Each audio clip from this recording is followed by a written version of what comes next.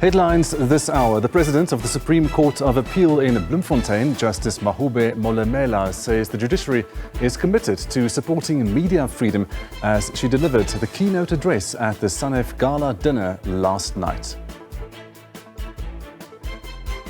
Today marks the 107th birthday of the late former ANC President Oliver Tambo, which will be marked during the ANC NEC meeting in Boksburg on Gauteng's East Rand. The meeting is looking at stabilising local governments and overcoming economic challenges. And Israeli forces have now withdrawn from a hospital complex in northern Gaza after detaining dozens of male medical staffers and some of the patients.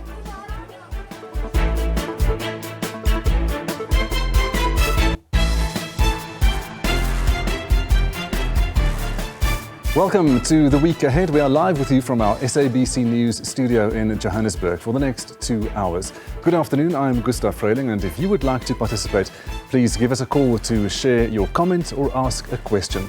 The number is 011 714 0680, 0681 or 0682.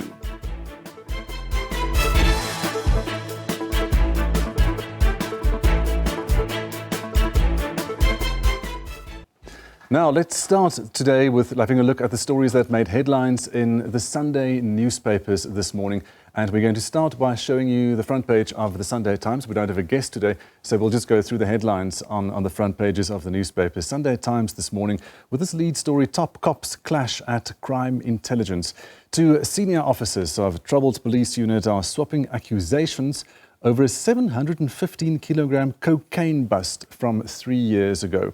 That's the main story on the front page of Sunday Times this morning. Also a photograph next to it of Siya Kolisi, Match Won and Love Lost, South Africans talking about that story. Another story on the front page there on the right-hand side, of course, in the little town of Bronkhorstspruit in the east of Gauteng. And the court this week, Louis Liebenberg, the alleged Ponzi scheme boss, diamond boss, in the headline there, politicians and royals lavished with cash, gold and diamonds. He was arrested and he appeared in court there. Another article in the Sunday Times this morning, an interview with Deputy President Paul Mashatile saying, if asked, I'll run for president. Of course, last night you saw the SAFTA Awards on our sister channel, SABC2. And the headline here this morning, Shaka Lembe and Your Christmas win big at the SAFTAs. That's the front page of the Sunday Times today. If we move on to City Press, the City Press front page, a picture there of the Joburg Pride on the City Press front page. But the main story, ANC corruption holds the party hostage. A confidential NEC document candidly admits that its structures are hamstrung in trying to cleanse the party of corrupt elements that are derailing its renewal drive. Now, there is a quote in the article from that document saying, the corruption robs our people of billions that could be used for their benefit. At times we do things that are not according to the ANC or government policy, or that are not legal or constitutional, and wait for a court to correct our acts. That's from the quote from that document that the story is about. Another story in City Press this morning, DA wins the NHI battle in Cabinet. That's the details from that story. Then moving on to the front page of Sunday Tribune this morning, MK Party makes strategic appointments, and that story is about Advocate Busisiwe Mkhwebane and Willis Mkhunu in Mpumalanga and in KwaZulu-Natal. Another interesting story on the front page of Sunday World, there, Sunday Tribune at the bottom there. Diwali fireworks sold from the Sharks board spark an outrage. The last newspaper in our newspaper review today, the Sunday World, and the front page story there. Tito Mbowene's family demands an apology for Mbeki snub. And that's the story where the late minister's relatives visited the former president in Joburg and asked for forgiveness for the embarrassment that he suffered at the funeral. That's on the front page of Sunday World today. Another interesting story there. SARS takes Dali Mpofu to court over R2 million bill. And that, in short, is the front pages of the Sunday newspapers this morning. Now we move on to this story. The President of the Supreme Court of Appeal, Justice Mahube Molemela, says the judiciary is committed to its role in supporting media freedom. Justice Molemela was speaking at the South African National Editors Forum Gala dinner last night, where she delivered the keynote address. I stand here to reaffirm that as the guardian of the rule of law, and by extension, the Constitution and the last line of defense, the judiciary is fully committed to its role in supporting media freedom. Media freedom, a constitutional guarantee in South Africa, was placed in the spotlight during SCA President Justice Molemele's keynote address at the SANEF Gala dinner. This as the principles guaranteed in the face of a changing landscape, where ideas can be exchanged at the click of a button. Reflecting on this critical feature of South Africa's democracy under the stated theme, the President of the Appellate Court highlighted the threat of disinformation and misinformation on the country's hard-earned gains. Journalists and other institutions, including the judiciary, face hacking, cyber attacks and harassment online, which constitute an existential threat to our democracy. The reality is that despite constitutional safeguards, the media and the judiciary still face challenges emanating from the widespread use of digital platforms, as many individuals feel entitled to take advantage of anonymity by saying anything they wish, fact and fabrication alike, from behind a screen. What should then be done about this? The President of the Appellate Court points back to South Africa's supreme law, the Constitution. Our recourse is the Constitution. It remains the Constitution. These challenges require a fair balance between allowing technological innovation to flourish and safeguarding democratic principles like free speech. Kani Mapanga, SABC News, Johannesburg.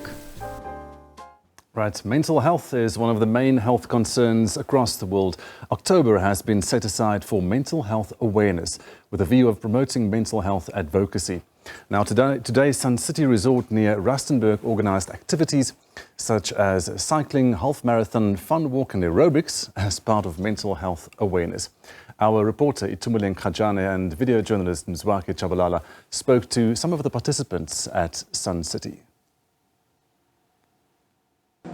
October has been set aside as Mental Health Awareness Month, and this is the third decade that October is being celebrated as Mental Health Awareness Month. In South Africa, we understand that mental health issues include, amongst others, maybe the top 5 or the top 3, bipolar, depression, post-traumatic stress disorder. And today Sun City has organized this event where they have several activities, but in the main, they are encouraging people to take mental health issues serious and get help or seek help where necessary. So we want to get some people to speak to. Let's see if we can get some people who have been participating in the activities. Please talk to us about mental health issues. This is a very serious concern across the world, not only here in South Africa. What would be your advice to people out there when it comes to issues of mental health? Oh, it is important to encourage our people to take part in these events. What I can say is that in most cases, we don't talk if we have the problems, but these events encourage us to take part in healthy lifestyles. Nice one. We don't talk when we have problems, and today people are being encouraged to talk when they have problems, especially mental health issues. Please do talk us through your own advice to people out there. My own advice to people out there is that they say a healthy mind goes with a healthy body. So I will encourage people to exercise. From exercising, it's another form of relieving mental illnesses. So people should exercise, do their best, try to talk, try to find help, so that they can solve their problems. But I encourage people to exercise. That one is number one. A healthy mind goes with a healthy body. Thank you. So those are some of the people who are participating in this event that is held here in Sun City. I want us to show you some of the people who are part of this event. They are sitting, in these gazebos waiting for the event to start, but they participated this morning in your cycling, in your running, in many other activities, aerobics and stuff like that. But basically, the main, intention is to encourage people to take their mental health serious. Right, hunting is a contributor to growth, but without proper regulations it could become a hindrance to the same economy. Illegal hunting or poaching is also a cause for concern, particularly when it comes to endangered animals. These are concerns raised by some professional hunters and authorities during a stakeholder engagement convened by the Northwest Economic Development Department. Now, people living next to parks have also been discouraged from setting snares in the parks for wild animals. Itumeleng Khajane and video journalist Mzwaki Chabalala have more. Wildlife is the treasure of our country. No matter how big or small these animals may be, experts say their hunting should be regulated. When you find illegal hunting taking place, it takes away from the, it doesn't add to the sustainable utilization of wildlife. It's just a need that is being addressed at the moment. Whereas if we have a regulated industry and we can, through hunting, develop the skills and transformation and add to job creation in the area. While looking for ways to unlock the potential of the wildlife economy, some say stricter regulations must be devised. In South Africa, the challenges are not about the lack of laws, regulations, or standards, but more about enforcement. And the talks that we've had so far, there's a lack of ensuring the compliance from different stakeholders, and that's a huge challenge that needs to be addressed. Authorities say efforts are being made to curb poaching. What we're trying to do is that we've got ranger teams that is assisting us, so they do regular patrols in those areas. We work also with fair amount of intelligence, because these are not subsistence poaching anymore. We've realized it is now syndicates that's involved with that. So now you have to, your intelligence network and so on have to be broadened so that you can pick up on these ones. And a consensus is that with proper regulations, hunting can contribute more to the economy. The repealing of the act that existed long time ago, the Biodiversity Act. After repealing that act and take it as a bill to the legislature, it will enable our people, one, to deal with the ordinances where we will have hunting rights and professionalization of hunting. Our people will benefit and create jobs from hunting. Stakeholders say hunting contributes billions of rands to the country's GDP. Itumeleng Khajane, SABC News, Pilanesberg. Now, the community of Sekhosese outside Botlokwa in Limpopo is concerned about a peatland that has been burning for nearly 2 months. An expert says the peatland could be caused by a wetland beneath after organic matter had accumulated over many years, turning into coal-like material. The burning peatland has been discovered less than a kilometer from the community of Sekhosese. Community members say the peatland started burning in early September this year. They are calling on government to do assessments of the area. Residents fear the smoke released by the burning peatland might compromise their health in the long run. They also claim the peatland is spreading slowly.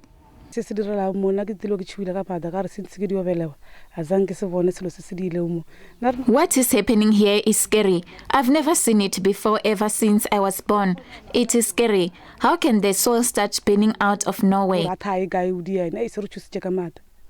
We are scared for our lives. Every day when we wake up, we wonder what will be happening on this land.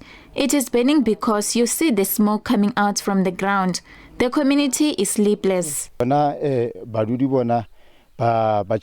much because ya makaji because aba khone utisa re ke gare ba bangwe ba re ke volcano ba bangwe ba re ke chemical. Residents are scared for their lives. They do not know what's happening. Some are saying it's a volcano, some are saying it's a chemical, while some are saying it's a coal. We are grateful that scientists came and collected the samples. We are concerned for our lives. When we look at the space, we do not know what will happen after 6 months or a year. We do not know how the smoke will affect the residents in a long run.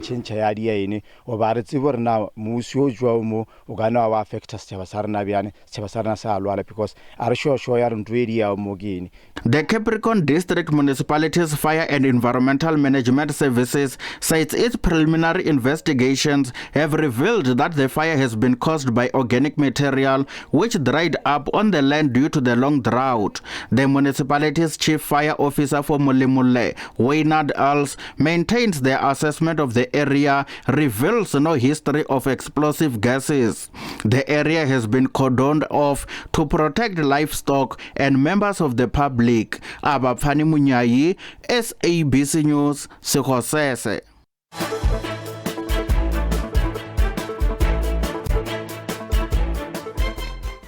Welcome back. Now, this year's Black Friday shopping season could inject over 88 billion rand into the local economy. That's according to research commissioned by a fundraising digital platform, Capital Connect. Now, the past 4 years have been challenging, with consumers facing the effects of COVID-19, load shedding, floods and looting.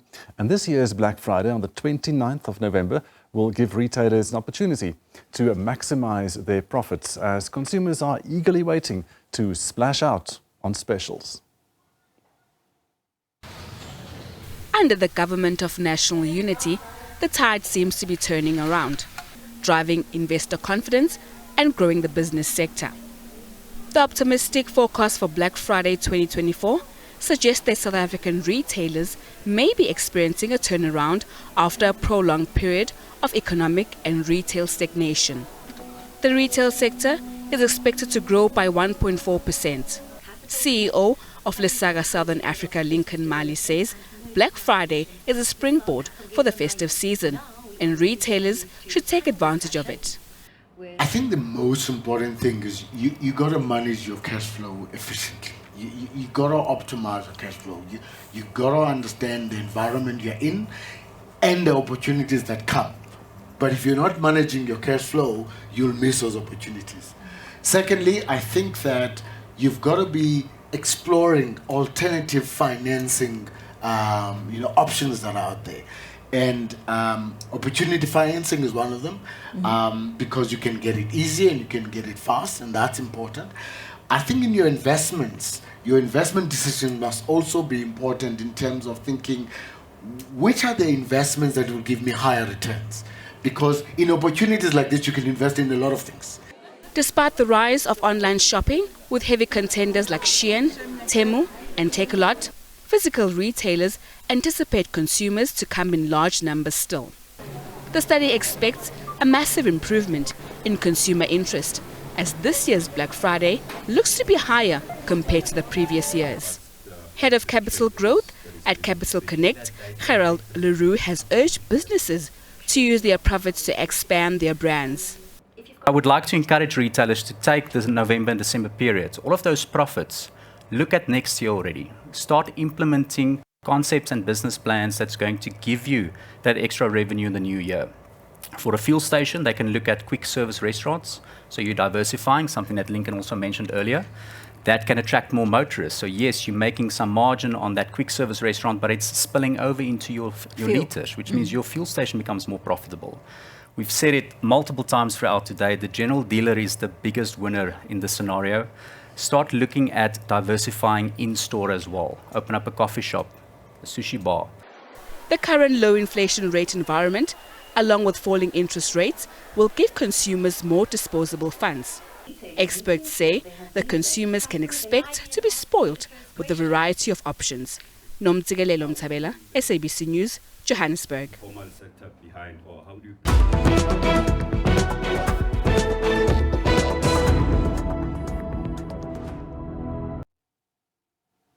Right, experts are in agreement that there is need for the Employment Tax Incentive Scheme to be tightened in order to curb the abuse of the scheme.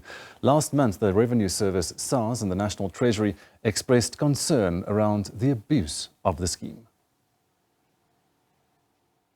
The employer tax incentive has been in existence for 10 years. It incentivizes employers to employ young people.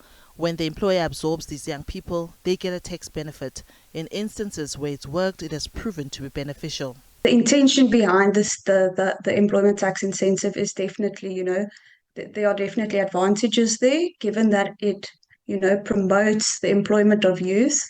But unfortunately, like with any tax incentive, there is some exploitation. Employee body, the National Employers Association of South Africa, NIASA, says the job crisis is bigger than the scheme created.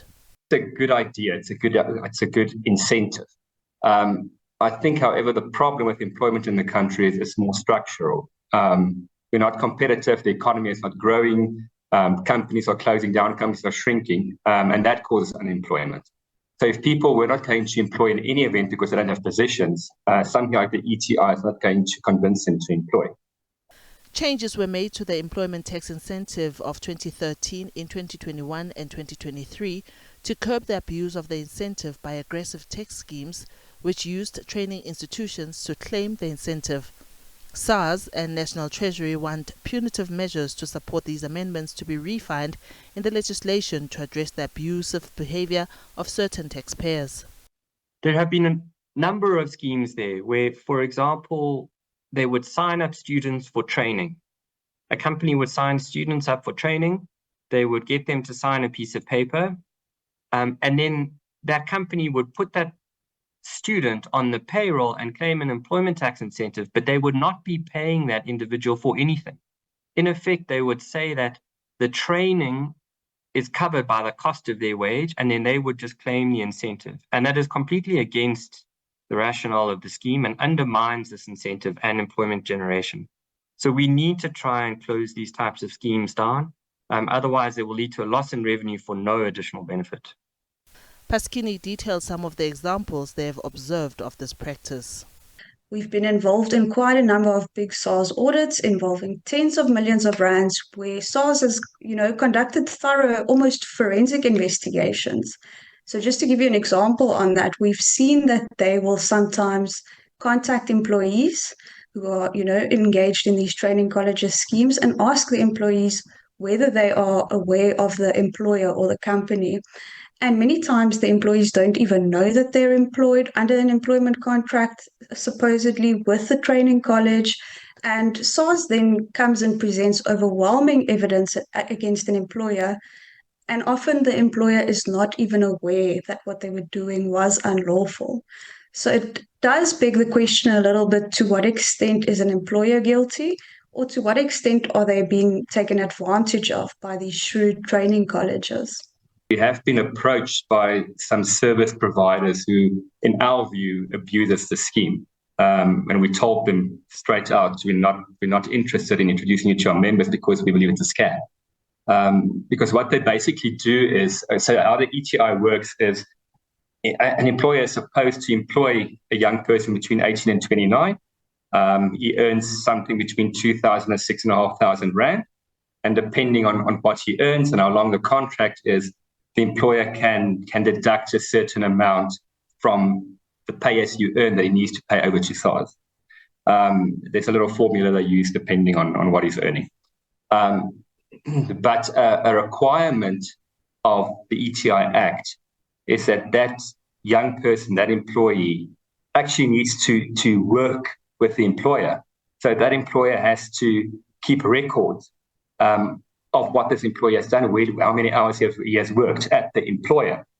And that was an amendment that came in 2021, if I'm not mistaken, which said that they must actually work in the workplace. So then what these service providers did is they said, okay, now what we'll do is we'll sign a limited duration contract with this person, with this young person, and we masquerade it as a type of a bursary.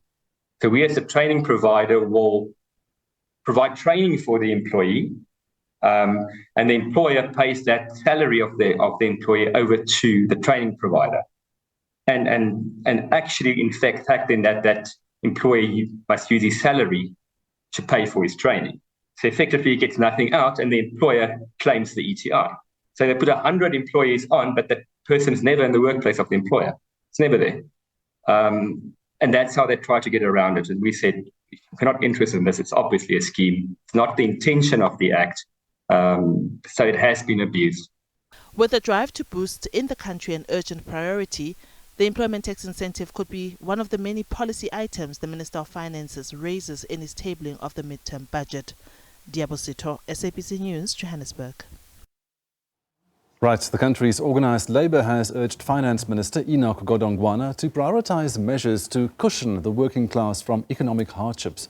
They will be looking to the October mid-term budget policy statement for relief measures for the working class to ensure that labour is shielded from the impact of government's cost containment plans. The Finance Minister will deliver his 2024 medium-term budget speech in Cape Town on Wednesday.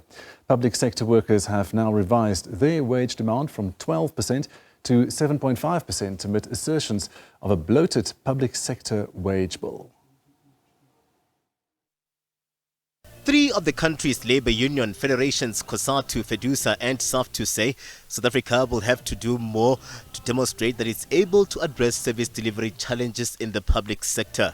That's amid the cost of paying public servants having gone up from 154 billion rand in 2006 to 679.1 billion rand in 2024. COSATU says government is to blame for the lack of economic growth and maintains that assertions that the public sector wage bill has ballooned to uncontrollable levels are not true. Simply cutting the budget and not addressing the economic blockages is going to lead nowhere, and that's what government has done for the past few years. The wage bill is not growing. The wage bill has actually been stable at 35% of the budget since 2008 for 15 years, and that's in line with international norms. In fact, in the last 2 years, because of budget cuts, because of freezing of vacancies, not filling key posts, the wage bill has decreased from 34 to 31%. That's from the National Treasury's budget stats. So it's decreased. The crisis is we're not fixing the state, we're not growing the economy. The government has settled on above inflation pay increases for more than a decade, making public servants and trade unions accustomed to this.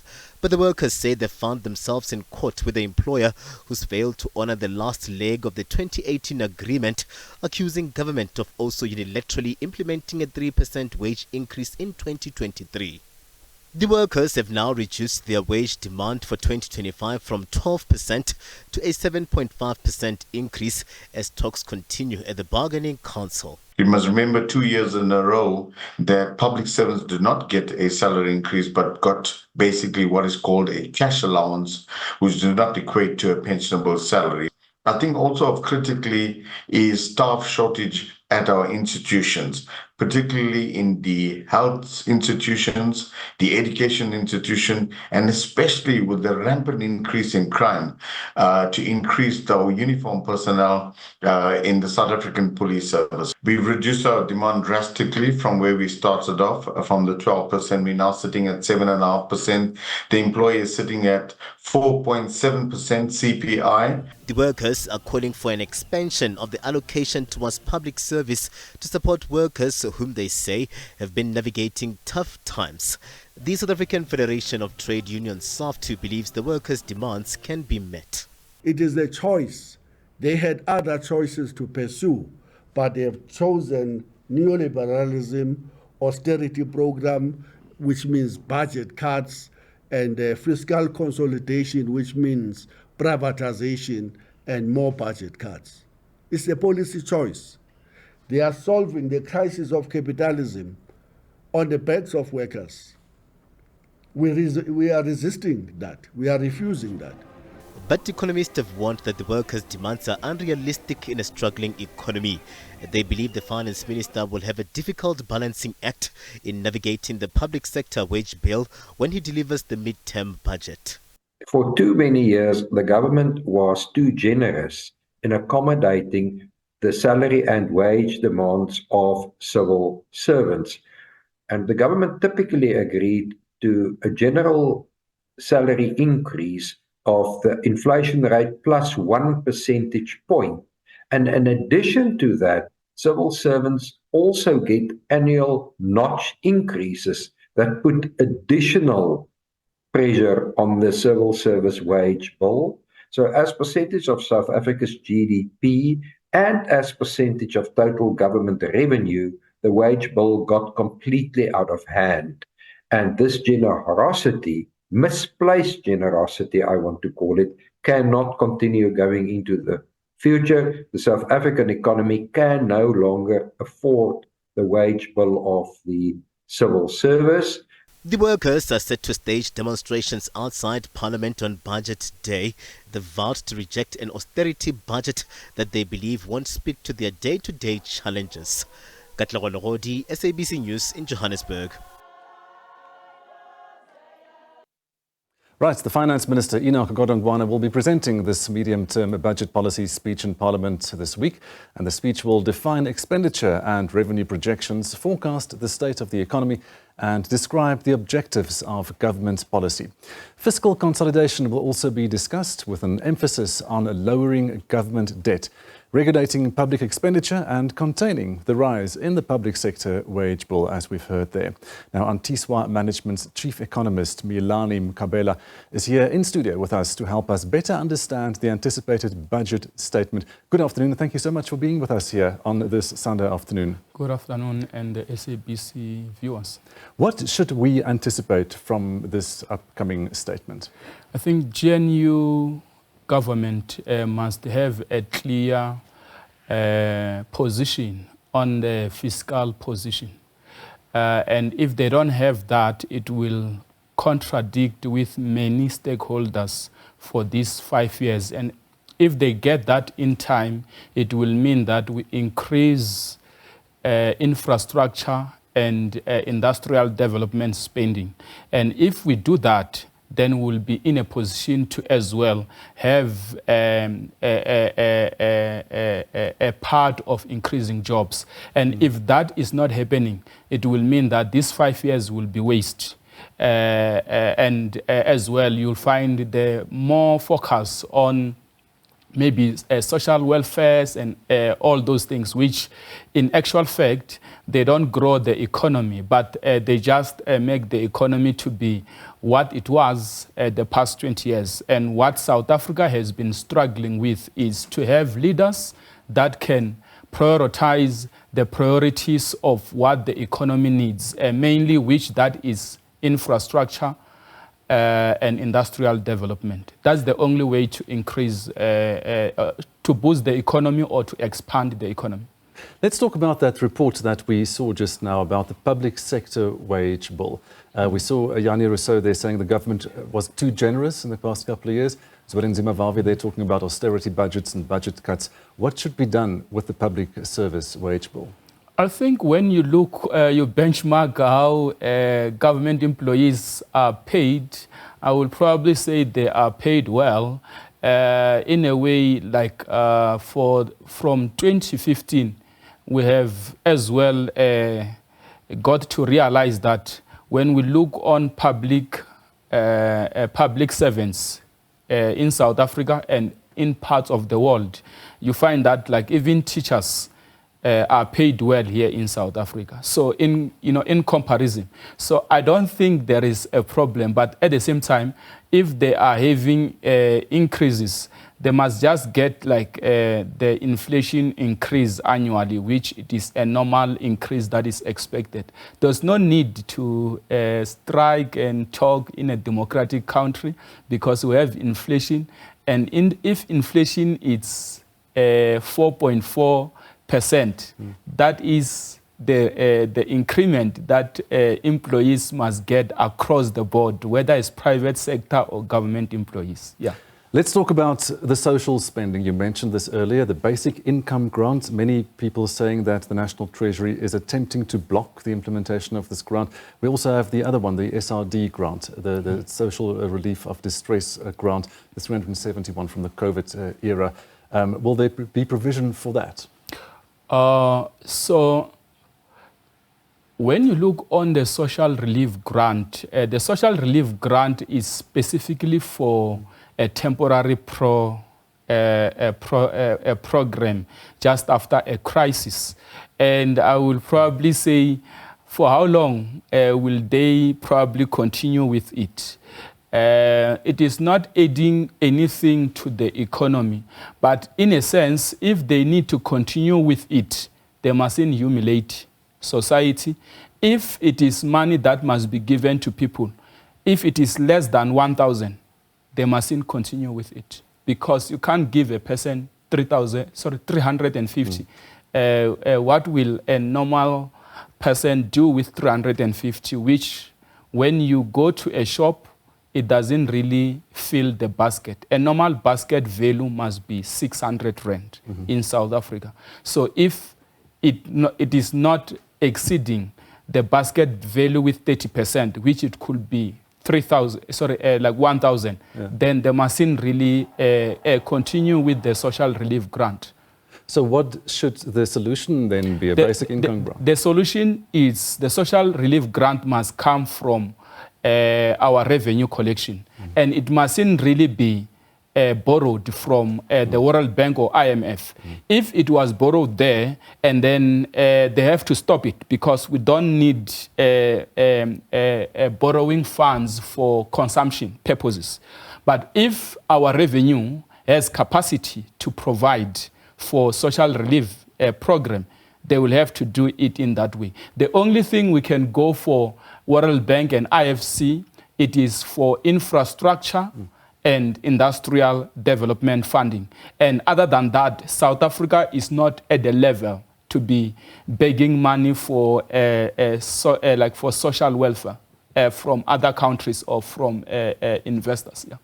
That is quite interesting. You mentioned the word now, borrowing. So let's move on to that. Experts predict that there will be a focus on the goal of a primary budget surplus. But this issue now, how will that impact the country's debt to GDP ratio? So we are forecasting a GDP, a debt to GDP to be in between 75% to 80% in 2025 and 2026. And in that, it means that the country is in a crisis, because a small economy like South Africa mustn't have government debt to GDP practically above 40%.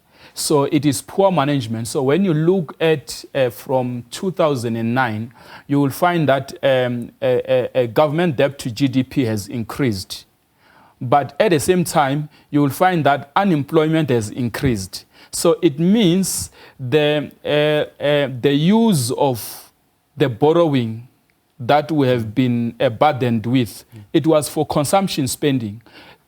So if it was for infrastructure and industrial development, in a way, after 5 years or after 3 years, you will find that the GDP, the real GDP of the country, it's able to clear that without having a weight. But if funds are not used well, every 5 years, you will start to see a government debt to GDP increasing, and that is a sign that there is poor management in the national treasury and the government itself. Yeah. So what are the risks then? What can go wrong if that percentage remains so high?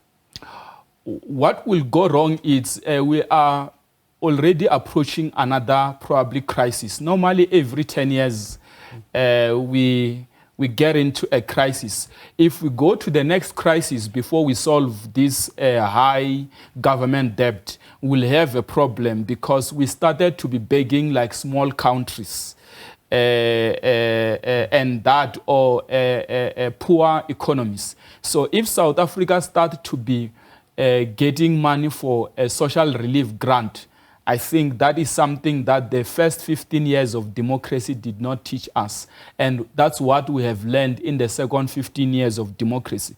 And I don't think that is what we need to see in the second 30 years of democracy. So we need to change how we do things, and our leaders need to have societal convictions that are related to what they are appointed to do. And if that does not really come within 2 years, anyone who is in a position can really step down, because Such a person will not be having the pillars of generosity, justice, excellence, servanthood, and good ethics that are expected from a leader. And that's what we need as a country. If we leave this country not to go to a point where it must go, we don't have any other place to go. We are South Africans and we need to protect the resources of our country, and everyone in the country needs to stand and make sure that the resources of the country are used in a better way. There must be good governance and accountability without any compromise in the resources of the country. And if that does not happen, I think the current leadership will have probably to step down. Okay, you mentioned this earlier, unemployment rising. How do you tackle that problem, unemployment rising, inequality? What can the minister do in his budget? So for that, they need to allocate more funds to special economic zones. We have about 12 special economic zones that needs to be implemented. And the whole 15 years, those special economic zones have been there.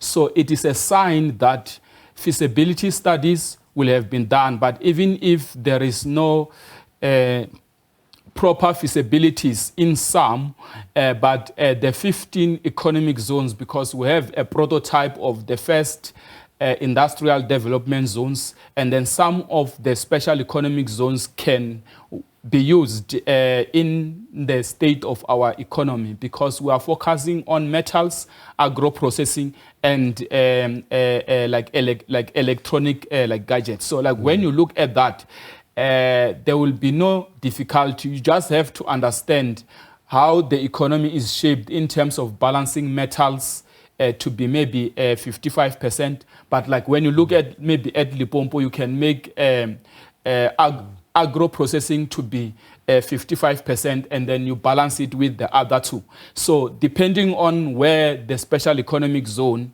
is located, it will determine how as well the three layers of special economic zones focus will be balanced. But I don't think that could be a problem. If they allocate a lot of money to special economic zones, we'll be able to swallow the unemployment rate that we have. And that just needs political will. It is not rocket science. It's easy as coaching Barcelona. South Africa is such an easy economy. South Africa is able to win 4-0 against Real Madrid or against its competitors. And Yeah. I think that is the basic of how things are. This is a very simple economy to run. When you see it not being run well, know that the leaders are not committed to do what is expected to be done, or they are not passionate to serve community.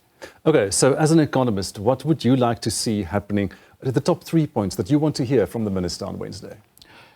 I need confirmation that infrastructure and industrial development allocation will be increased, because we are a BRICS economy. Other BRICS economies are growing, and South Africa is lagging back or behind the BRICS countries, and that is not good for us to be spending money and making people to be flying and do trips and not really seeing value on it. The second part is more allocation on basic and higher education. For any economy to be strong, you need education. So we need the minister to allocate more money on education. That is the second part. And then the third part, we need the implementation of NHI. So if GNU does not agree on NHI, it will mean that there is no need for GNU, because the greater population of the country are poor. About 55% of South Africans are living in poverty. They don't have medical aids.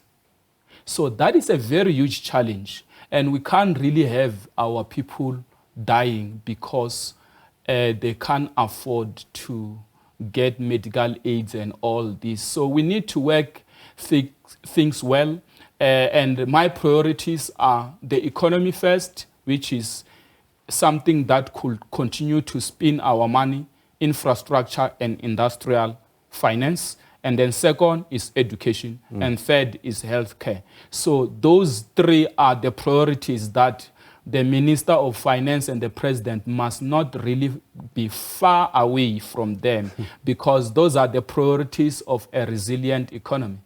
That is interesting that you say that. You saw the City Press article this morning that they had a fight in Cabinet about the national health insurance with the DA members of the Cabinet there. So it looks as though it's going to be postponed some more. So you say that is more serious to get implemented. They put a 3 billion on NHI. That amount is very small. 3 billion will be used for what? So they should have started with enough amount.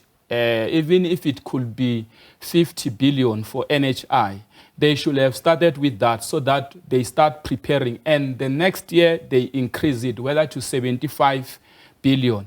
There must be a clear commitment that after we have seen the global health crisis, South Africa was at 55% competitiveness on health. So Spain was at 93% competitiveness. So we need to move from where we were in 2020 to somewhere closer. If we are at above 80% with health competitiveness, then it will mean that our people are safe from health perspective. And that part needs it needs enough allocation of money on health. Okay, thank you so much. Fascinating conversation ahead of the budget statement this week. That was Antiswa Management's Chief Economist, Miyelani Mkabela, talking to us about the medium-term budget speech, which is set to take place later this week.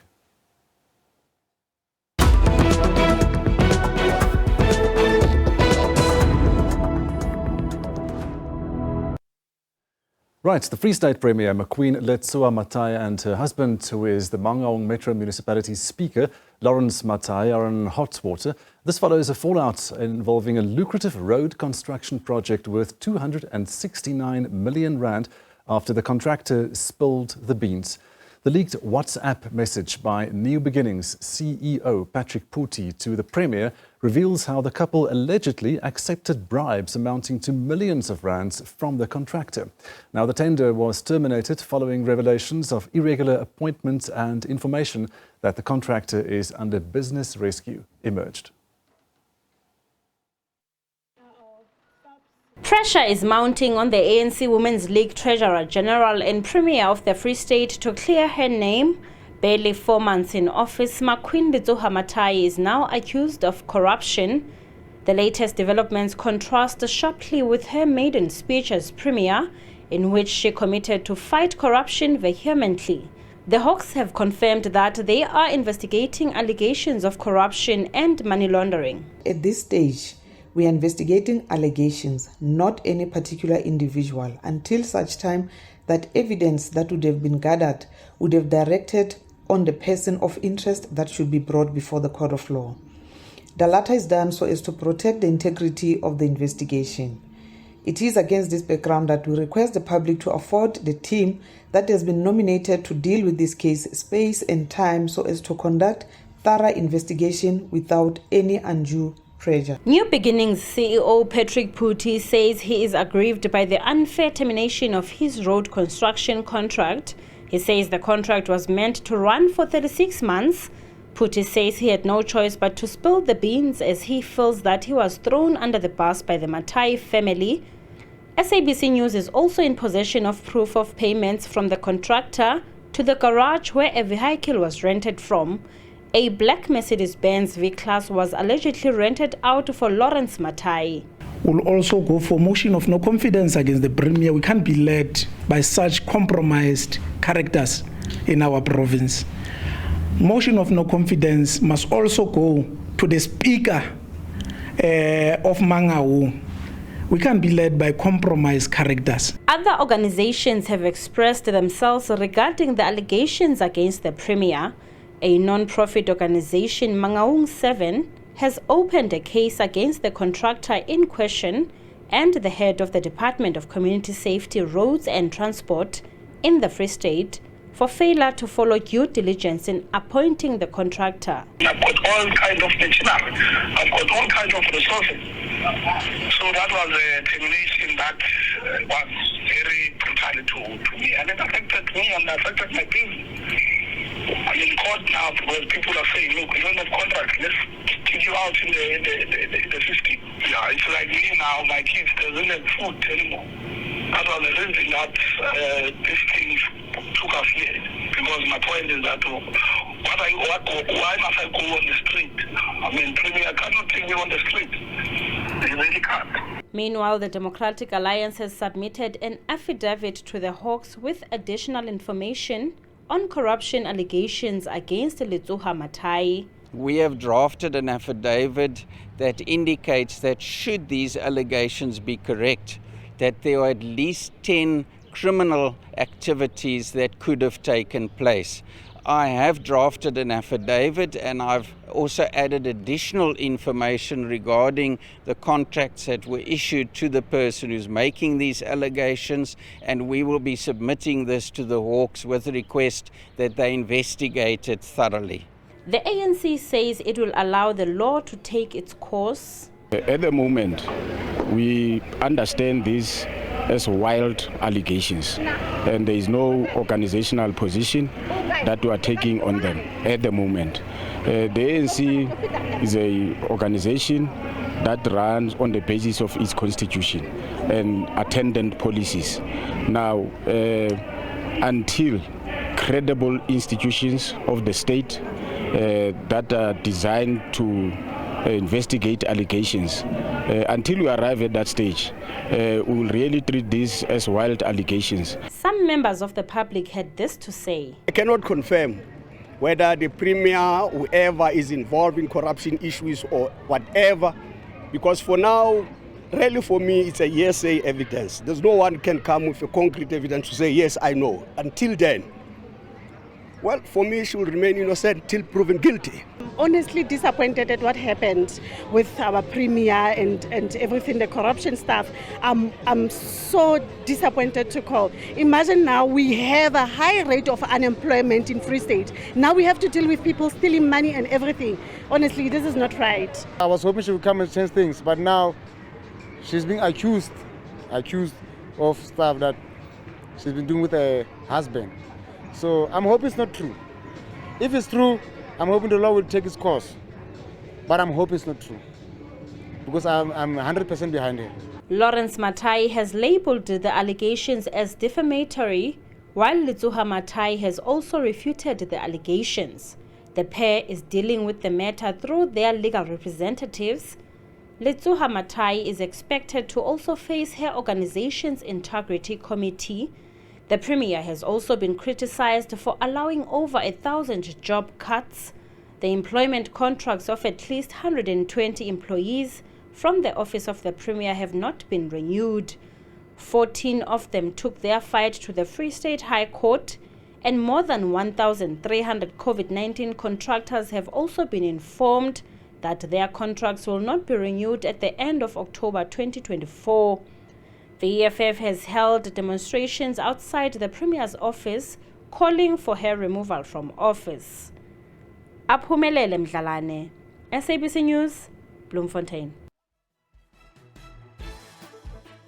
For being with us on this Sunday, we will continue at the top of the hour. See you there.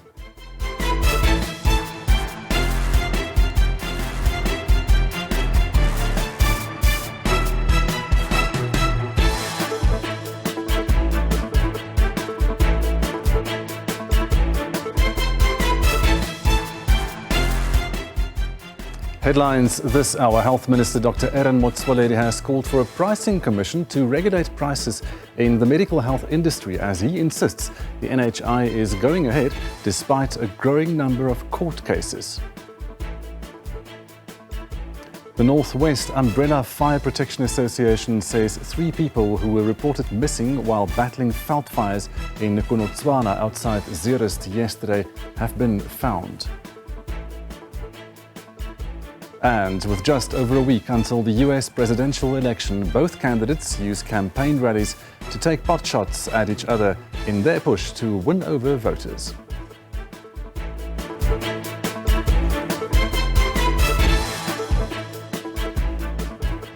Welcome back to The Week Ahead here on the SABC News Channel. We are live with you from our Johannesburg studios. I am Gustav Freiling.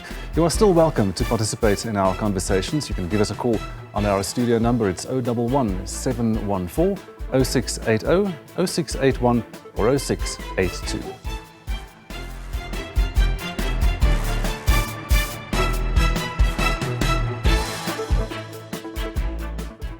Right, despite the growing number of court cases against the National Health Insurance, Health Minister Dr. Aaron Motsoaledi says the plan is going ahead. The minister was speaking to SABC News on the sidelines of the annual Inclusive Growth Forum hosted by the Kgalema Motlanthe Foundation in the Drakensberg in KwaZulu-Natal. Everybody who wants to tell everybody where to get off doing so. I've been hearing it about all these people who are sitting here.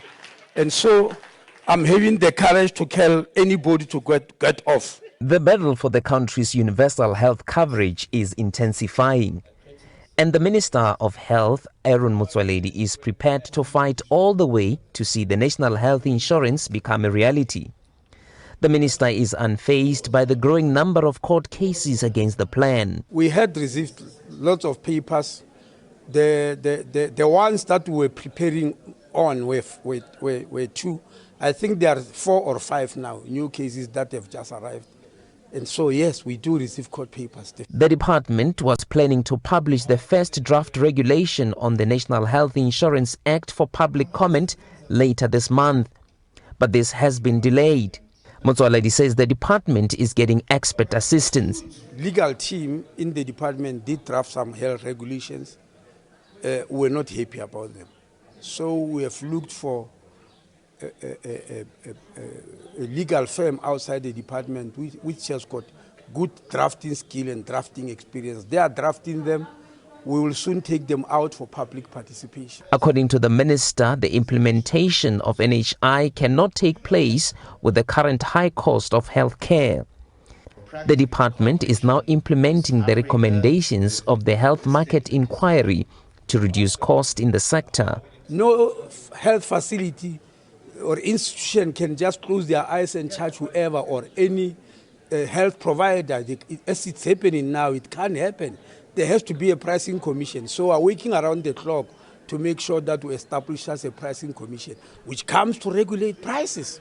The medium-term budget policy statement to be presented by Finance Minister Enoch Godongwana this week could shed more light on the implementation of the National Health Insurance. Tsepo Mungwai, SABC News in Drakensberg, KwaZulu-Natal. Now, if you're a nature lover and adventure seeker, you're in for a treat in Graskop, a cliff walkway through the stunning rock formation and forest of Graskop in Mpumalanga has opened. The cliff walk is a first of its kind in South Africa.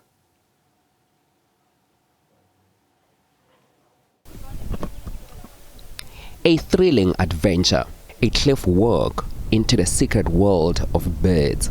Once one is connected by a harness, it's a tentative, slow walk through a narrow path along the cliff face of the spectacular rock formation and high above treetops with lush forest below.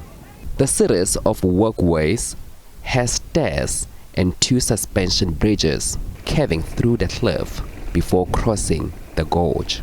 And it ends with a zip line. You continue on the cliff walk and have benches that you can sit, view the amazing forest in the background, and then you complete it with a zip line. It's quite an amazing experience for tourists and adventurers alike. You know, all your fears diminishes and you feel like you are a newborn baby, and that's basically what I will do as an adventurer. A first of its kind in the country. The project took 5 months to construct. The 1.2 million investment project has created 10 jobs for young people in the area. For us, it is important that we continue to grow this investment here in Graskop. As we stand now, our total investment ever since we started as the Graskop Coach Lift is amounting to about 60 million rand now, with over 1 million visitors that we've already hosted in less than 5 years. So we're quite excited that more and more people are falling in love. A bucket list tick for these adventure seekers.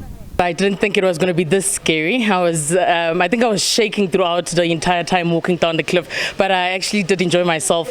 And the zip lining also was amazing. Nature it's beautiful out there, and I really did enjoy myself.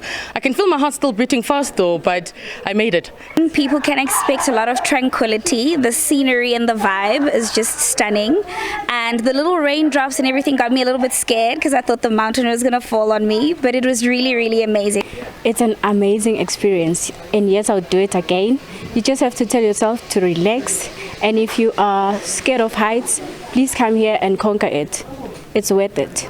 With a little scream and eyes closed, all my fears were conquered. Dumela Matshogo, SABC News, Graskop.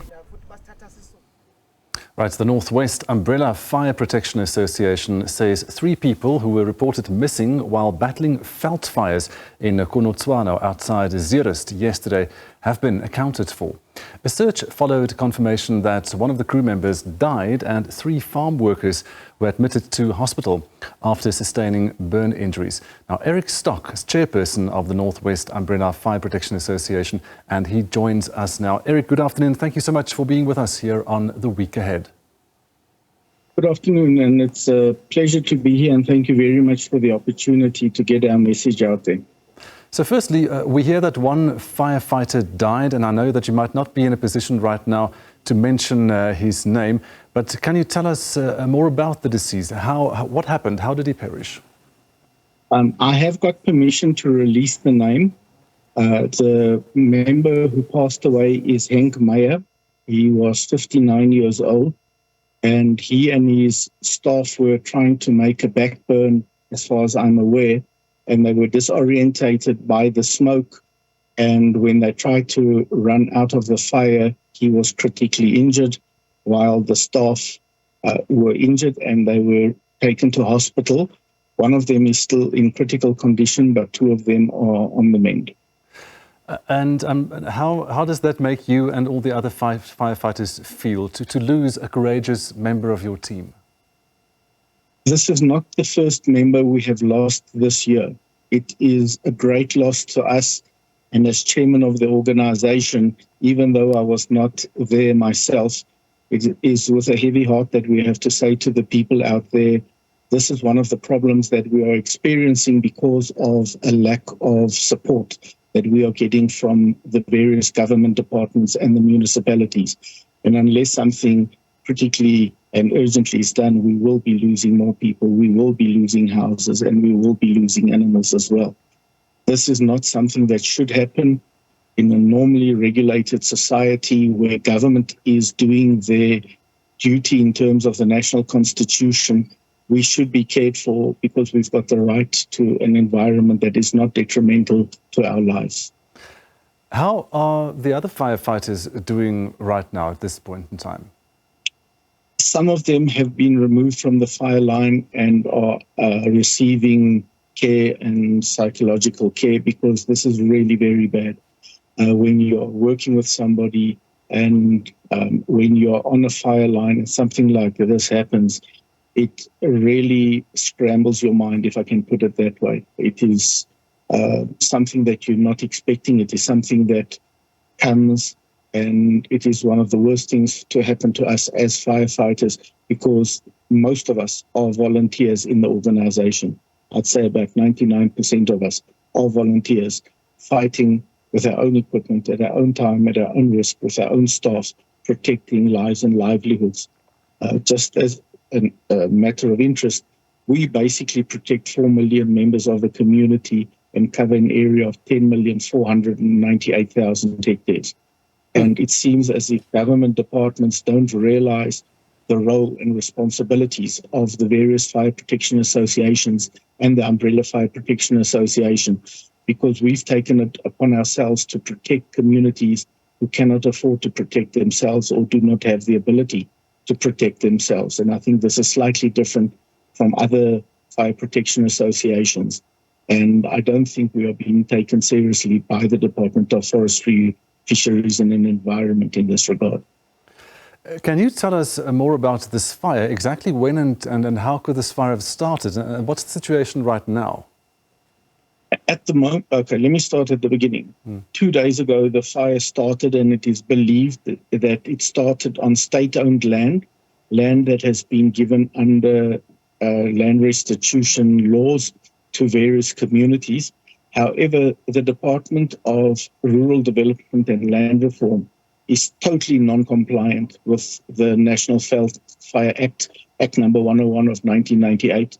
They are not members of the FPA, nor do they enforce that the people to whom they've given the land ensure that they've got fire breaks in place, that they train the personnel, that they have personal protective clothing or personal protective equipment in place, nor do they have dedicated officials who will ensure that fires that start on the property don't cross over to neighbors. Now, what happens in a case like this on this land, and unfortunately, I think to an extent it's a bit of a cultural thing, many communities, and this is not a racist statement where you only have black people doing it, but white farmers across the board, people are doing it. What they do is they burn down the veld at this time of the year, hoping to encourage green grass to grow so that they can have early grazing for sheep, goats, and livestock. But unfortunately, what happens also in some of the rural communities, we're experiencing illegal hunting taking place, and the hunters who go out with their dogs then set the veld on fire to then try and bring in the game into these areas where it has been burnt, and then it allows them to hunt more effectively with their dogs. This is totally illegal, but it is something we are going to have to address. Okay, now, this is what basically created the fire. We're not sure if it was the hunters or people who were burning the veld for trying to get green grass to grow for the animals. But then the fire escalated, and yesterday morning early, the Fire Protection Association in the area contacted us for additional resources, and we dispatched a helicopter and our incident command team from Potchefstroom at our fire base here, and they went out to assist. And at last light, the chopper landed. Our team slept over in the area, and this morning, when they went up to do a recce for us, there was no smoke, there was no sign of fire. But we had warned the community that we were expecting a flare-up, especially of ground fires in this type of area. And that basically means that the fire has gone into the roots or underground and is burning underground. And when the wind went up to about 60 to 80 kilometers an hour, the fires flared up again. And this is what's caused the fire to continue at this stage. And the fire has now gone also into the Botsalano Game Reserve. And there are rhino and buffalo and giraffe and a number of other game at great risk at the moment. I want to ask you about the type of land where the fire is burning and whether there are animals there, farmland, or like you say, the game reserve, the wildlife and so on. What exactly is at risk at this stage? At this stage, there are homes at risk. There are the lodges and houses of the personnel at Botsalano.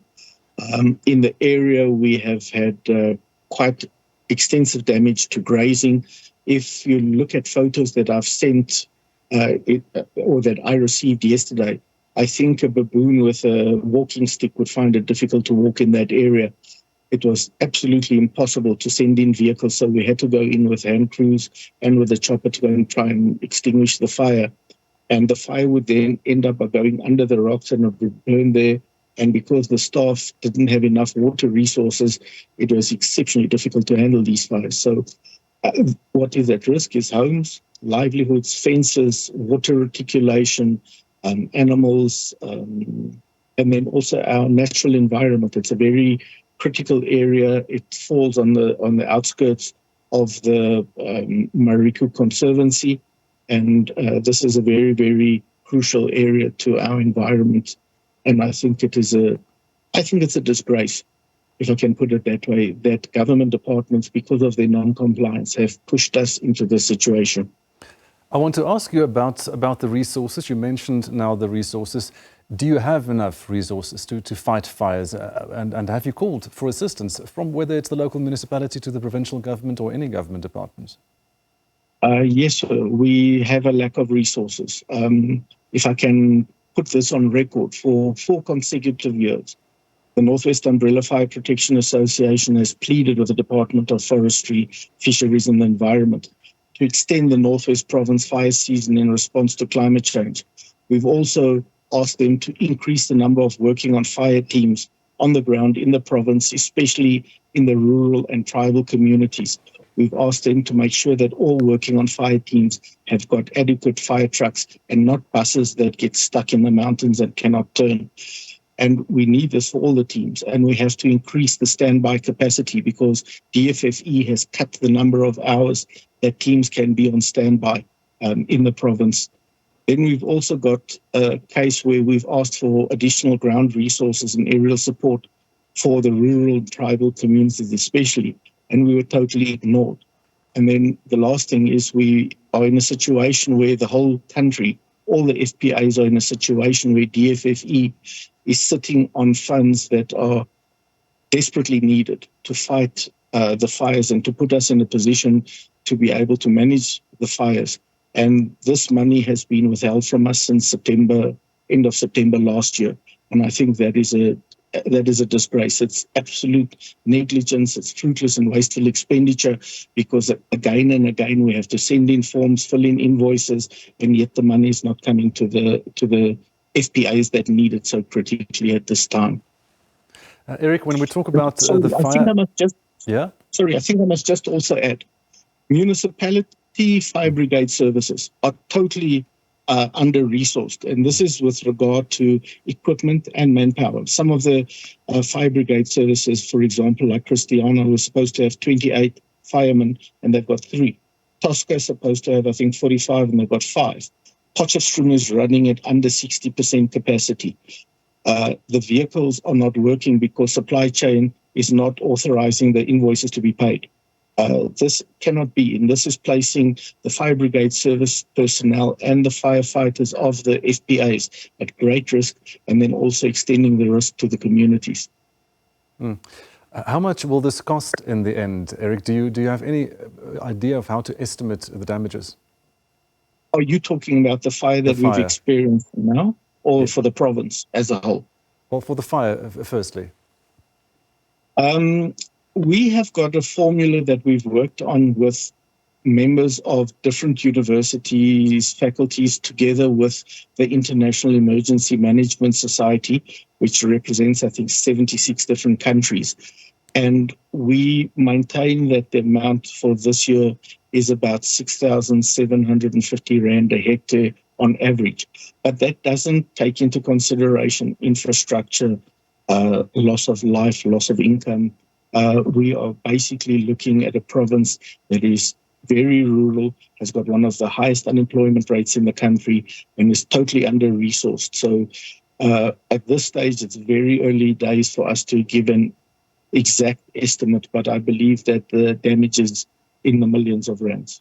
Okay, thank you so much for joining us here this afternoon. Eric Stock is the chairperson of the Northwest Umbrella Fire Protection Association. You're watching The Week Ahead here on the SABC News channel, and we will be back right after this.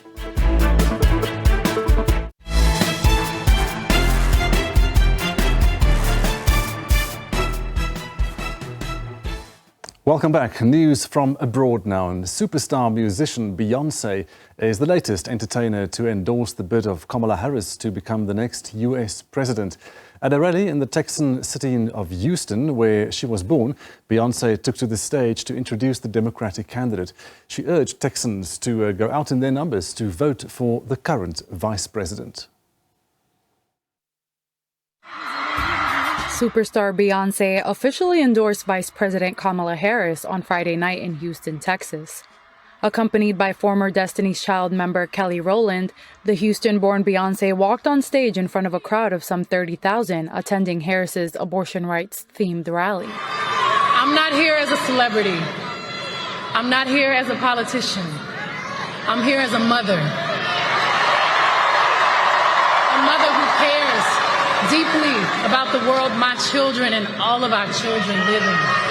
Beyonce's first political appearance this election cycle comes at a crucial time for Harris. National opinion polls show her summertime lead over Republican opponent Donald Trump in the race for the November 5th election has all but evaporated. However, Harris has picked up a considerable advantage over Trump with women, who most polls and surveys show make up much of Beyoncé's audience. But a communications professor at Pace University told Reuters that while Beyoncé is one of the entertainment industry's most powerful women, celebrities are not guarantors of political victory for candidates. Harris has had Hollywood endorsements from actors Julia Roberts and Jane Fonda, and musicians Bruce Springsteen, Usher, and Lizzo. Trump has won the endorsement of wrestler Hulk Hogan and musicians Ted Nugent and Kid Rock. Now, the US Republican presidential candidate Donald Trump has meanwhile criticized Beyoncé for her endorsement of Harris at a campaign rally at State College in Pennsylvania. Trump said people only attended the Harris rally to see Beyoncé. Trump also called Harris, quote, a grossly incompetent person in the history of our country, and claimed to lead the polls.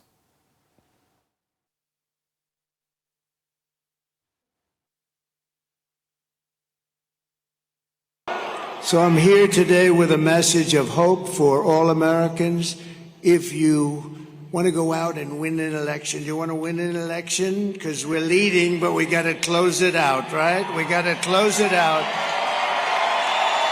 I will promise you we're going to end inflation very quickly. We're going to get those prices down too.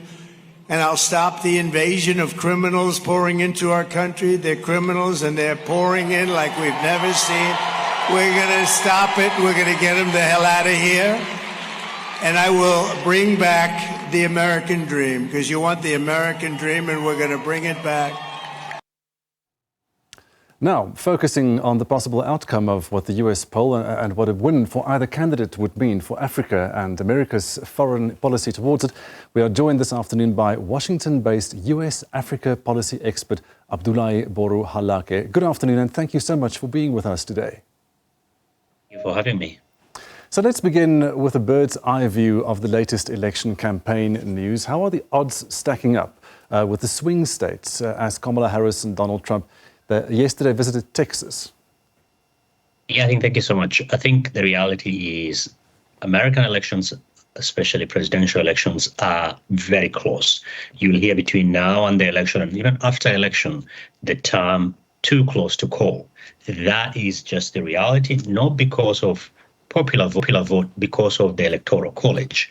And to your point around the swing states, you have your Nevadas, Michigan, North Carolina, Pennsylvania, and these are the states where they, including now where they were yesterday. This is where these elections would be won or lost, and candidates now are in the home stretch trying to close those. But like you said, at the top, the gap between the two, where Harris, after Biden stepping down for her, those numbers that she's gained, they are shrinking, and Donald Trump is eating into her support base. What really is striking is there are polls out there that actually shows Kamala Harris is polling poorly than Joe Biden and even Hillary Clinton, with the likely outcome of that being Donald Trump winning the popular vote and potentially not winning the Electoral College vote. Okay, so zeroing in now on the issues both candidates are peddling. Harris's stop in Texas highlighted her support for abortion rights as she sought to strike a contrast with Trump, of course. How much sway does the female vote have in this election? It has tremendous sway, but the reality is the people that Harris is appealing to, especially around reproductive rights, are people who are already predominantly the Democratic Party base, that is white women. And so she needs to really work hard in trying to get women from other demographics, including African American, which is also a bedrock of Democratic Party support, which if you split, you'll see African American men largely leaning towards Trump and African-American women have remained with the Democratic Party and Kamala Harris.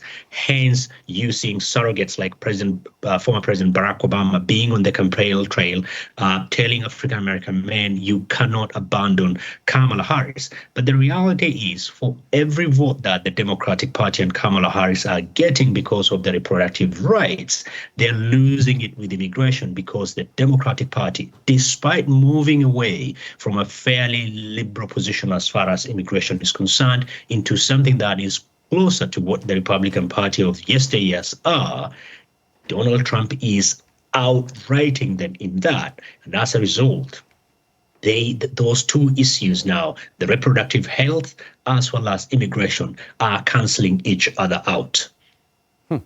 So the US presidential elections have always been of interest to Africa because of the crucial role the United States plays in the stability and the development of the continent. Does it matter which candidate wins for us here in Africa? Unfortunately, I don't have good news in that regard. It doesn't matter.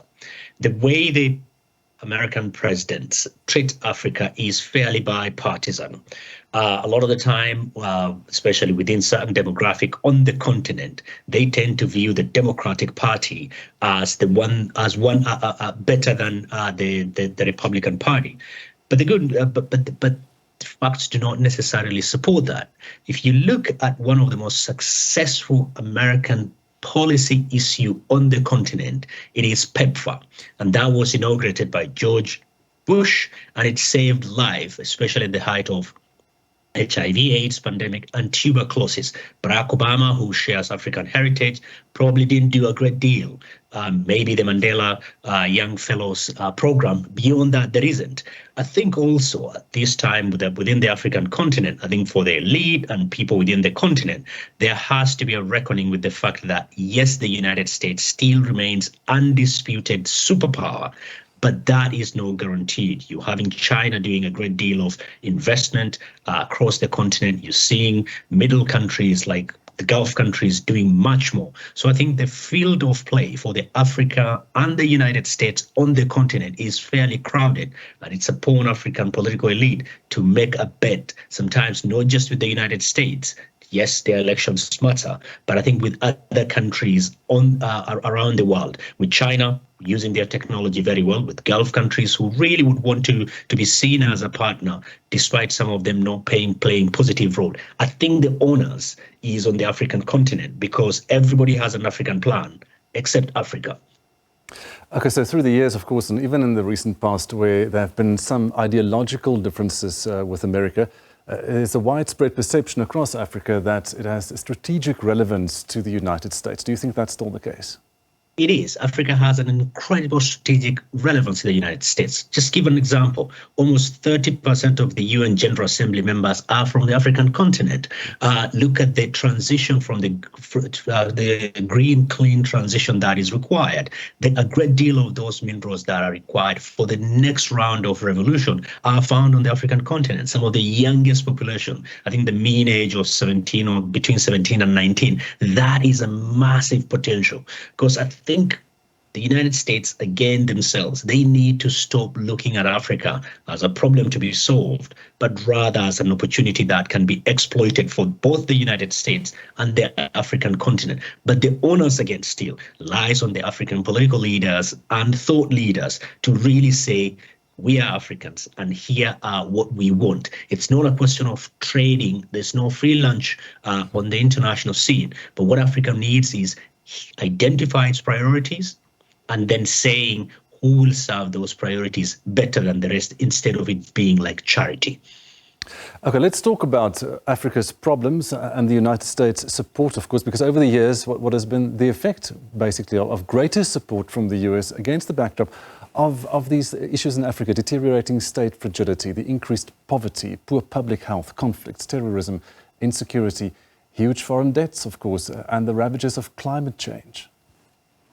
I think the United States can play a positive role, and it does in some areas. If you look at the amount of the humanitarian support that the United States gives, it still pales in comparison with many other countries, including the EU, which is the second. If you look at the kind of support that the United States is pouring into some of these conflict, trying to resolve, just to give an example of Ethiopian conflict between Tigray and the central and the federal government in Addis, it does a good job in that regard.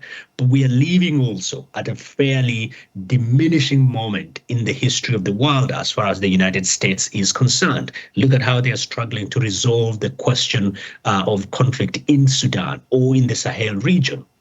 But that also demands a fairly strong African Union where it said they want to silence the gap, because tremendous amount of African challenges arise from conflict. If you look at Sudan, the DRC, Ethiopia, like I mentioned, the Sahel region, Central African Republic, this eats up the resources that could be done to do other things. But for the Africa and for it to really be taken seriously, individual countries need to determine what their priorities are and really work on those priorities. You wouldn't be able to solve all of them, but be seen to be solving a problem. And I want to end by talking about the debt. The debt to GDP ratio for many of the African countries are unsustainable because there's no headroom. We're talking even countries like Kenya, Nigeria. We're not talking about others. If those countries struggle, the rest will even be worse. During the just before 2000, there was debt restructuring where highly indebted African countries were given debt relief, and you saw between 2000 and 2015-16 thereabout, some of the fastest growing economies were on the African continent. Now, because of the debt, some of those gains have been reversed, and if you add that conflict and this unsustainable debt burden with climate change, many African countries will struggle. And some of these need not to be charities. Just saying to, for instance, countries that are hosting refugees, they can be given debt relief comparable to the amount that the country is spending to really be able to make those countries be able to do well. There are creative ways, but those ways need to be put on the table, first by the African countries. Let's unpack that a little bit further, because to date, the United States' involvement on the continent has focused primarily, as you say, on humanitarian issues, on democratic interventions. How has this then impacted the continent's ability to challenge the US on critical engagements where they do differ? I think South Africa offers a useful paradigm. When it comes to the Israel-Palestine question, the United States is 100% supporting Israel, even at the expense of losing some of the countries. But South Africa said, as a matter of principle, because of our rich, not very far, long history, we are taking a principled position. And, there are threats to South Africa from the members of the Congress. They have to do it. It's an election season. They need to be seen to be doing something. But taking principled positions, even at the detriment, sometimes is much better. But what I really call for is for the African countries to be able to have multiple policies, not just one policy. For instance, if you have the Chinese, hardware, roads, infrastructure, large-scale infrastructure, especially railways, why not use that and use the American software? But there's one area that also we need to be very alert. Over the last few decades, probably since the end of the Cold War, the United States has been in the forefront when it comes to promotion of democracy and human rights. What is going on in Ukraine, and subsequently what is going on in Gaza, are the last gasp of the United States funding some of those things, because they have slightly walked back away from. They're willing and ready to work with governments that are not necessarily democratic if it serves their interest. And that is where African countries need to be fairly strategic as well as pragmatic. Okay, Abdullahi, thank you so much for speaking to us from Washington this afternoon. He's a US Africa policy expert, Abdullahi Boru Halake. This is The Week Ahead here on the SABC News Channel. We'll be back right after this.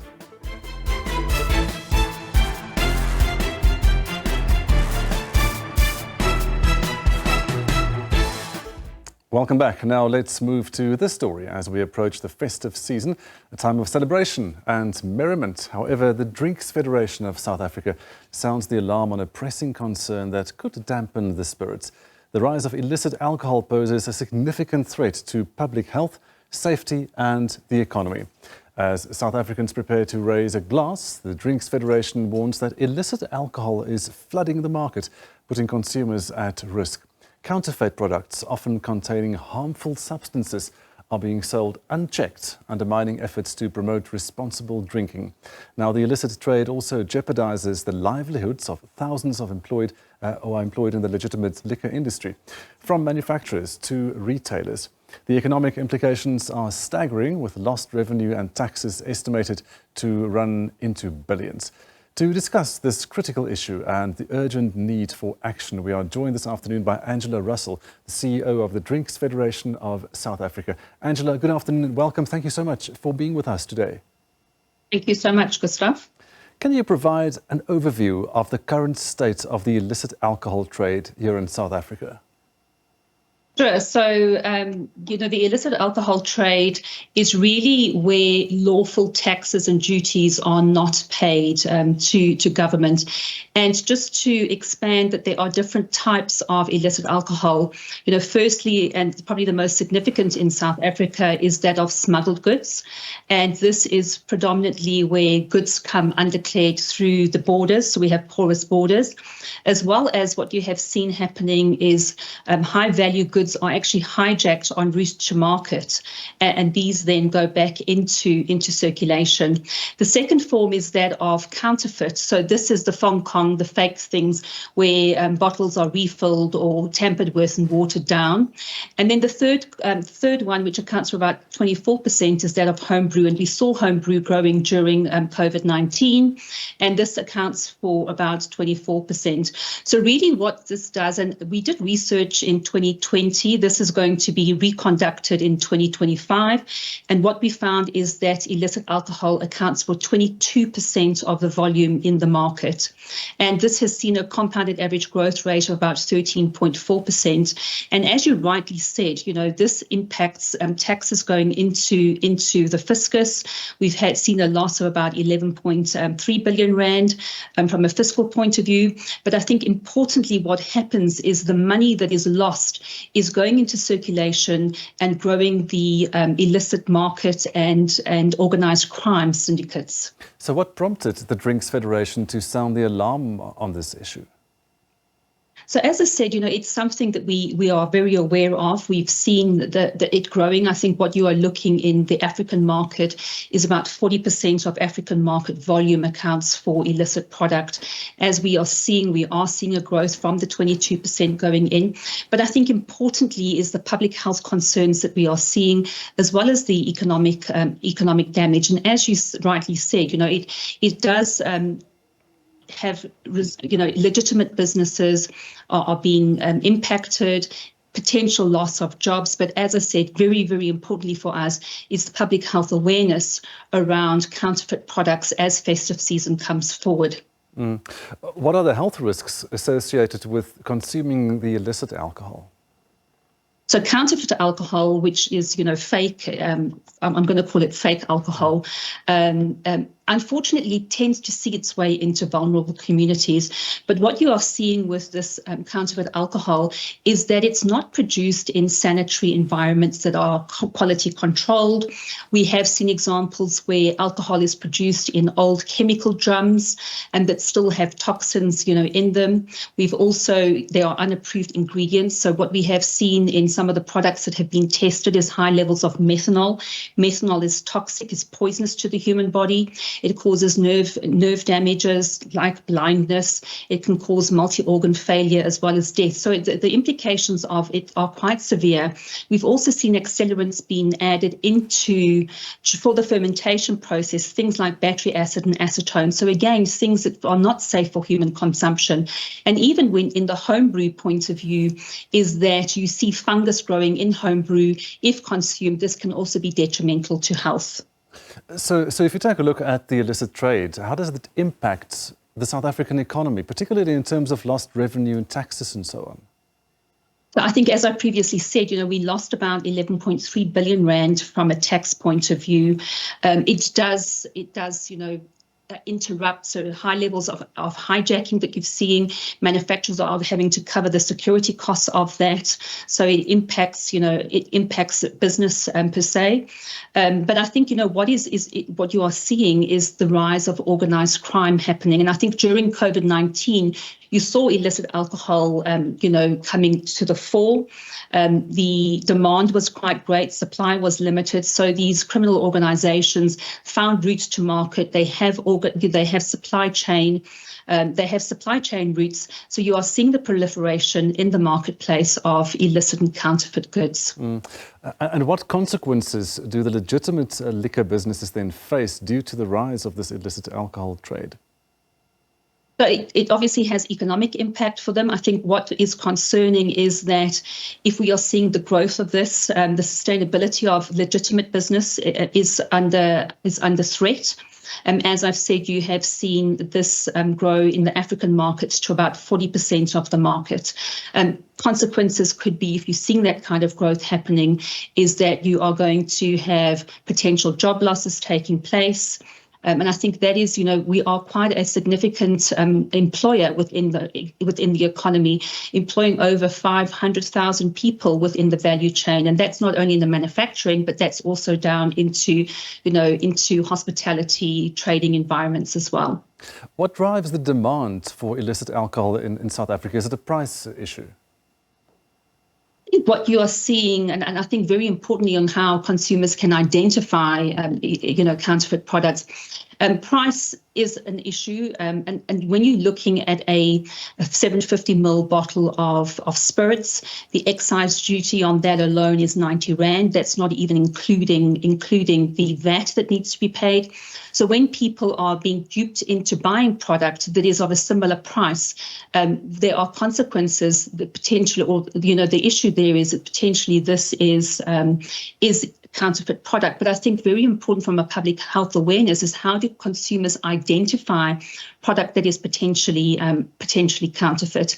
And I think if you're looking at a bottle and you start at the top, the cap of the bottle is often dented. The quality of the printing might not be great. It might be smudged.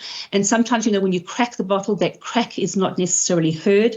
So things to be wary of. If you then go into the bottle itself may be a different shape to that you are used to.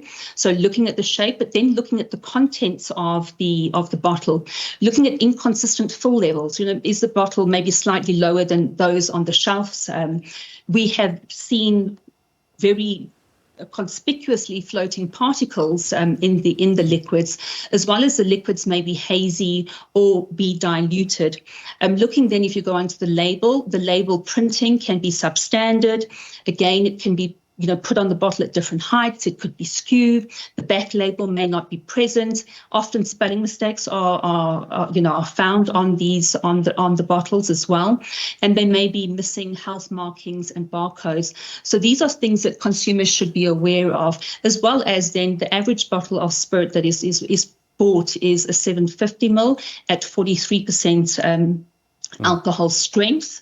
So these are things that consumers should be watching out for as they're buying product to ensure the legitimacy of their product. Let's talk solutions. What measures can be taken to combat this illicit trade? So, for me, it's a whole of society approach. And, during COVID-19, you saw that SAP's resources were focused elsewhere. SAPS and SARS are definitely under-resourced. So we need to advocate for additional resources from an enforcement point of view. We need to also advocate for collaborative efforts between SARS, SAPS, Department of Health and business. But what Drinks Federation and its members are doing is providing health education to the border control officials to help them identify what illegitimate product looks like. But I think definitely working together. One thing as well is the sentencing needs to be harsher. Once you catch these criminals, prosecution takes time, and then they're given something like a 3,000 Rand fine, which they pay. no problem, and then circulate back into market. So we also need to advocate for more severe penalties that are a deterrent to the continuation of illicit trade. Angela, thank you so much for joining us here this afternoon. Angela Russell is the CEO of the Drinks Federation of South Africa. This is The Week Ahead on the SABC News channel. We'll be back right after this.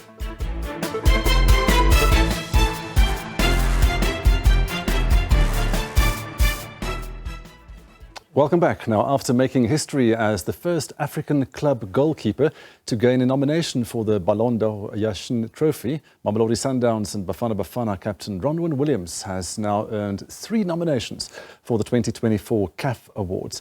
Williams has been nominated in 3 categories: Player of the Year, CAF Goalkeeper of the Year and CAF Interclub Player of the Year. And this follows his exploits in club and country competitions between January 2024 this year and October this year. Now, Williams cemented his legendary status in the hearts of many after his heroics in the penalty shootout, saving 4 spot kicks at the 2023 AFCON in the Ivory Coast. SABC News sports reporter Tando Pori joins us now in studio to talk about this. Good afternoon. Thank you so much for being here with us today. Good afternoon to you and your viewers. What an honour for him. Was this expected, both the continental and the international nominations? Yeah, I think one thing about Ronwen, especially since he's moved to Sundowns, his game, he was already a very good goalkeeper, international class goalkeeper, playing for Bafana Bafana. But when he moved to Sundowns, his game almost lifted another 20-30%. You know, when they say you get better with the quality of players around you. He went into that All-Star Sundowns team, and we have seen him get better and better, both at club level and at international level. So when he got nominated for the international with the Yashin Trophy, I was not surprised he got a couple of nominations for club level, because also there, he's been a very important part of the Sundowns team, in most cases being the difference between winning and losing. He commands the area very well, very good shot stopper, very great with distribution. He can play the ball out from the back. He's also a leader, both at Sundowns and Bafana Bafana. So again, the man has been good. He deserves the recognition that he's finally getting. And that's Yashin Trophy, of course, the first African goalkeeper to be nominated. Yes. That surely must speak volumes for him. That's normally they always say African goalkeepers are small in stature, but a guy like Ronwen Williams has shown, again, through performances, that he is of world class. He's up against some very good goalkeepers in Emiliano Martinez, who's actually the current holder of the trophy through his exploits for Argentina. But still, he's very similar in play. Both are very good with ball at the feet, great with crosses, very good shot stoppers and penalty stoppers. Again, it's a testament to the great things that Sundowns is doing as well to produce a world-class goalkeeper, and also Ronwen's play, consistency at the highest level. I think for me, it speaks volumes. Again, for the international one, he's up against some really goalkeepers. That's the thing, the stakes are quite high now. They definitely are. We'll find out tomorrow night if he's going to win it or not. But again, against 2 former winners in Donnarumma from PSG and Italy, and Emilio Martinez from Argentina and Aston Villa. Those are very good goalkeepers. Also, there's some other goalkeepers like Diego Costa from Porto, who have also put in some excellent performances for both club and country. But still, obviously, we have to go with the heart with this one and say we hope Ronwen Williams becomes a dark horse and he eventually goes and snatches the international trophy. What do you think of the standard of goalkeeping in South Africa in general? It's good. It's good. But I think for me, what has been a bit of a concern for me has been the standard of goalkeepers from South Africa. Because there's a couple of goalkeepers from other countries in the league, as we saw with the CAF nominations for goalkeeper of the year. One of those goalkeepers plays for Sean. He plays for Shippa United, but he plays for Nigeria in terms of country. There are some capable goalkeepers in the league, but I think we could do a bit better with more local keepers in the league. The difference between Ronwen and the rest is just, for me, a bit too big, and it's a worry. But I think all teams are basically looking after their interest, and they have to do that.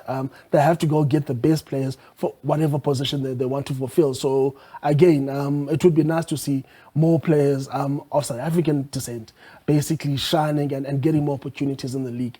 But again, we can't. For me, I welcome foreign players who come into the league and strengthen the league.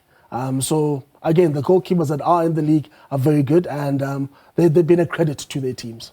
Talk to us about these other names he'll be up against. Stanley Nwabali of Nigeria, and Cameroon's Andre Onana, who plays for Manchester United. Onana, for me, was a good goalkeeper before he joined Man United. When he was at Inter, I thought he was one of the best in the world. But when he went to Man United, the inconsistency of the team have not really done justice to his talents. And also, it affects you when your defense as a goalkeeper is not as stable. You also have uncertainty in your game, and you start conceding goals you should not be conceding. I think Onana has conceded too many of those goals where you think he'll put off a great save here and there, but he'll go and concede a stupid goal that he shouldn't have conceded. Stanley, on the other hand, who plays for Chippa United. Chippa United are not really the biggest of clubs in South Africa, but his exploits have made him Nigeria's #1 goalkeeper for a while. We also saw him at the AFCON where he was really, really good, one of the top players for Nigeria, and even the tournament, purely based on his efforts. His shot stopping, distribution, commanding of the area was very good. So again, it's really good goalkeepers being recognized for their great exploits, both for club and country. Yeah, and the awards tomorrow night. They actually, the Ballon d'Or awards are tomorrow night in France. Interesting award because it's actually an unofficial one but it's gained stature and prestige through the kind of nominations and the kind of people that are involved. In terms of votes, Ronwen was leading by a long margin, but it's not just the votes. It also goes down to a judging panel, and also each country that's in the top 100 gets a chance to place a vote. So Hugo Bruce, who's our Bafana coach, he would have had a chance to slot in his vote for that. Fantastic. Thank you so much for joining us here this afternoon, Tan Nkulu, SABC News sports reporter. And that was the week ahead on this last Sunday of October. The news continues at the top of the hour here on the SABC News channel. From myself and the team, thank you for watching. Goodbye.